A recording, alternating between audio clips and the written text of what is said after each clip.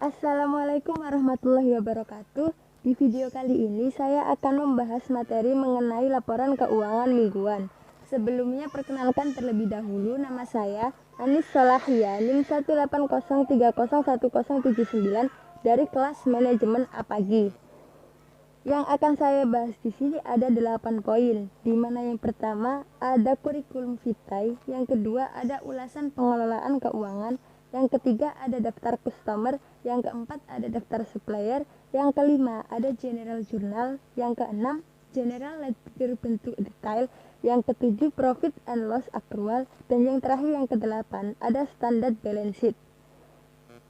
Pada poin pertama, saya akan menjelaskan mengenai kurikulum vitae, di mana kurikulum vitae ini merupakan daftar riwayat hidup saya yang mana mencakup tentang identitas pribadi, data pendidikan, keahlian, dan juga pengalaman organisasi. Selanjutnya di poin yang kedua, yaitu ada ulasan pengelolaan keuangan, di mana dalam laporan keuangan mingguan ini, saya mencatat transaksi mulai dari tanggal 22 Januari sampai dengan 28 Januari 2021. Saya hanya mencatat transaksi pada tanggal tersebut, karena menurut saya dalam minggu tersebut terdapat transaksi yang sering terjadi, sehingga laporan keuangan ini saya buat apa adanya sesuai dengan transaksi yang telah saya lakukan. Semua informasi dalam laporan keuangan ini telah disusun secara lengkap dan benar, dan tidak mengandung informasi yang tidak benar. Dan berikut ini merupakan transaksi dari tanggal 22 Januari sampai dengan 28 Januari 2021. Yang pertama, pada tanggal 22 Januari 2021, terdapat uang saku senilai 500.000. Pada tanggal 23 Januari 2021, terdapat pengeluaran untuk pembelian pasta gigi, sabun, dan lain-lain senilai 76.000 dan juga pembelian bedak senilai 35.300. Pada tanggal 24 Januari, terdapat pembelian roti dan minuman senilai 14.900. Di tanggal 25 Januari, terdapat perlengkapan kuliah senilai 29.000. Di tanggal 26 Januari, terdapat pembelian makanan senilai 43.000. Di tanggal 27 Januari, terdapat pembelian bubur dan minuman senilai 30.000.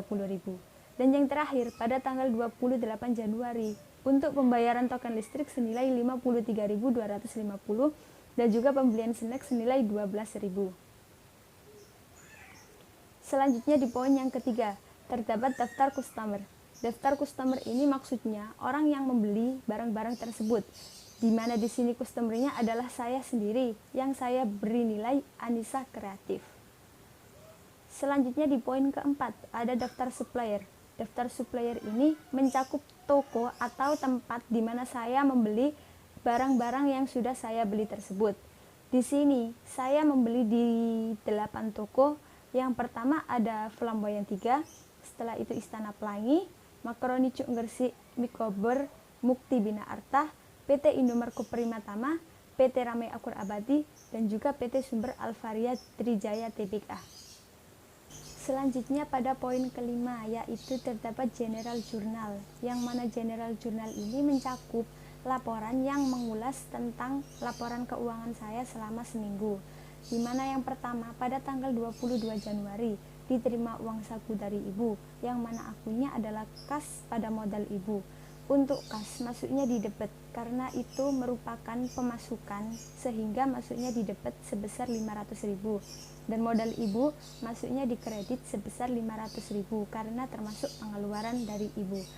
Pada tanggal 23 Januari, beli perlengkapan sehari-hari, yang mana akunnya adalah beban perlengkapan sehari-hari pada kas di tangan. Untuk beban perlengkapan sehari-hari ini masuknya di debit sebesar Rp111.300, dan kas di tangannya juga sama sebesar Rp111.300. Pada tanggal 24 Januari, beli makanan dan minuman, yang mana akunnya beban makanan dan minuman pada kas di tangan senilai Rp14.900. Pada tanggal 25 Januari, beli perlengkapan kuliah, yang mana akunnya adalah beban perlengkapan kuliah pada kas di tangan sebesar Rp29.000. Pada tanggal 26 Januari, beli makanan dan minuman, yang mana akunnya adalah beban makanan dan minuman pada kas di tangan senilai Rp43. pada tanggal 27 Januari beli makanan dan minuman, yang mana akunya adalah beban makanan dan minuman pada kas di tangan senilai Rp30.000. Dan yang terakhir pada tanggal 28 Januari bayar listrik dan beli snack, sehingga akunya adalah beban utilitas dan beban snack pada kas di tangan.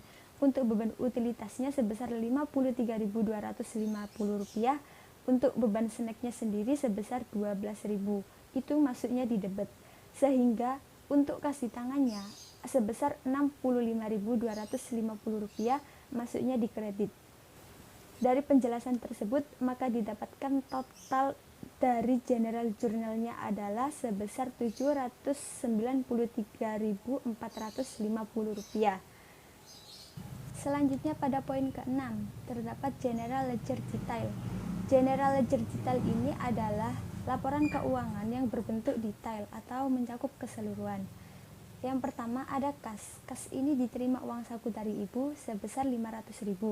Selanjutnya ada kas di tangan sebesar Rp293.450. Selanjutnya di halaman kedua. Halaman kedua ini yang pertama ada modal ibu sebesar Rp500.000, ada beban perlengkapan kuliah sebesar Rp29.000, beban perlengkapan sehari-hari sebesar Rp111.300, ada beban utilitas sebesar Rp53.250. Dan di halaman terakhir yaitu di halaman ketiga sebagai berikut. Sehingga dari ketiga halaman tersebut untuk general ledger detail didapatkan total sebesar Rp793.450. Selanjutnya pada poin ke-7 terdapat profit and loss accrual, di mana profit and loss accrual ini kita bisa mengetahui apakah laporan keuangan tersebut menghasilkan laba atau rugi. Laporan keuangan yang saya hasilkan di sini hasilnya adalah rugi dikarenakan untuk pendapatannya tidak ada dan untuk beban-bebannya sebagai berikut, sehingga untuk ruginya kita dapatkan sebesar Rp293.450. Dan selanjutnya yang terakhir pada poin ke-8 terdapat standard balance sheet. Standard balance sheet ini adalah neraca dari laporan keuangan yang sudah saya buat tadi, di mana di sini ada aset dan ekuitas, di mana total aset yang saya dapatkan di sini sebesar Rp206.550 dan total ekuitas yang saya dapatkan di sini sebesar Rp206.550. Mungkin itu saja yang saya sampaikan di video kali ini. Kurang lebihnya mohon dimaafkan. Wassalamualaikum warahmatullahi wabarakatuh.